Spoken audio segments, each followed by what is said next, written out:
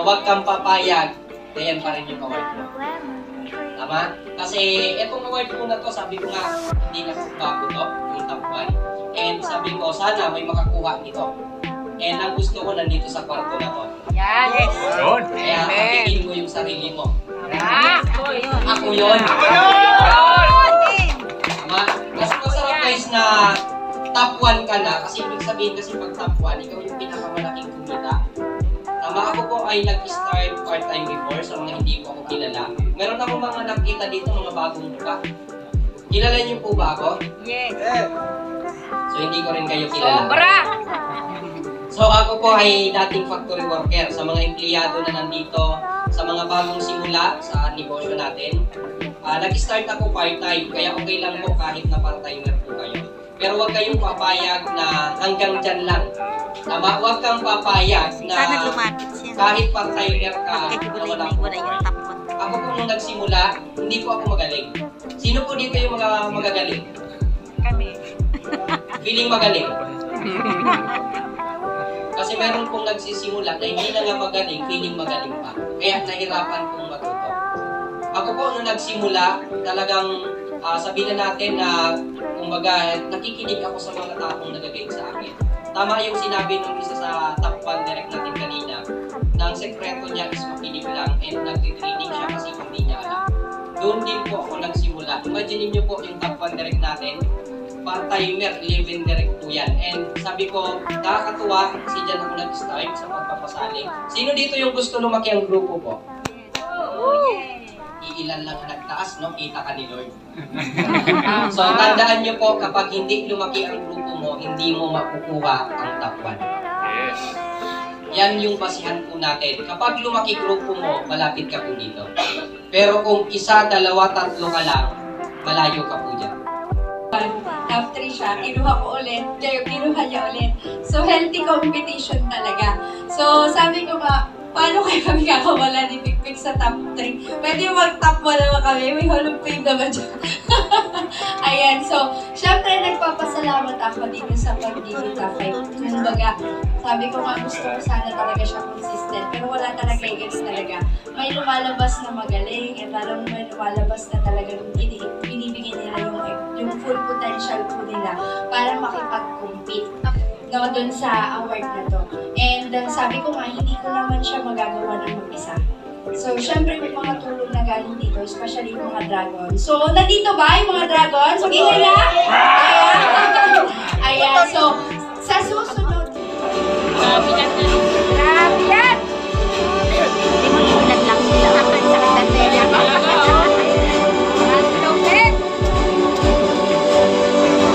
Ang daming award na ang sila. Talaga mapaboy. Kala ko ikaw.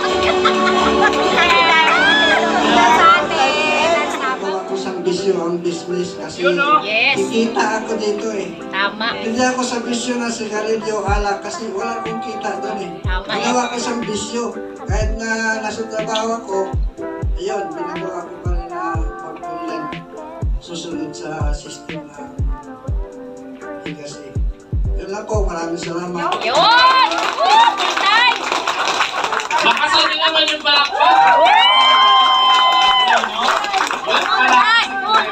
Para mag-top 1. Wow!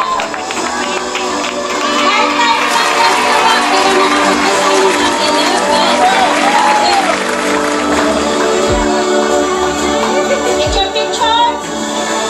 Next award, top team of the month. Ito naman yung team na may pinakamaraming attendees sa loob ng isang buwan. Every online, offline, and genius training within a month.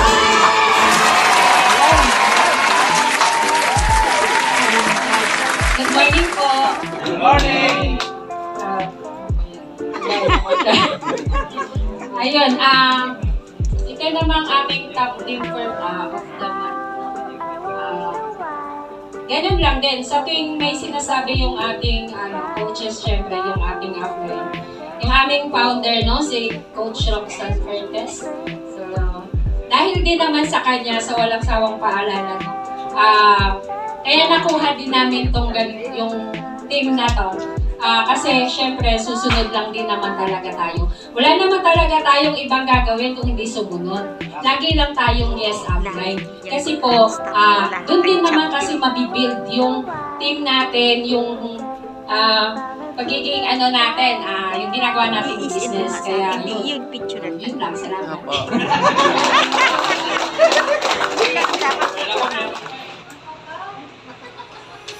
When I walk into the kitchen, you saw the look on my face, you saw the look on my heart to get out of this place.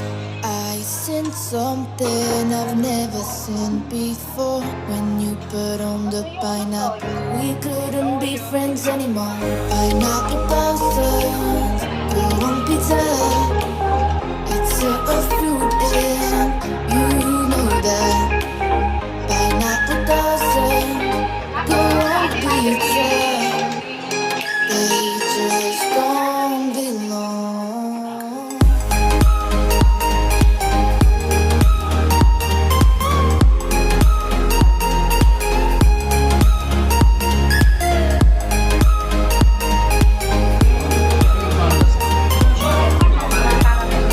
Ito yung main office.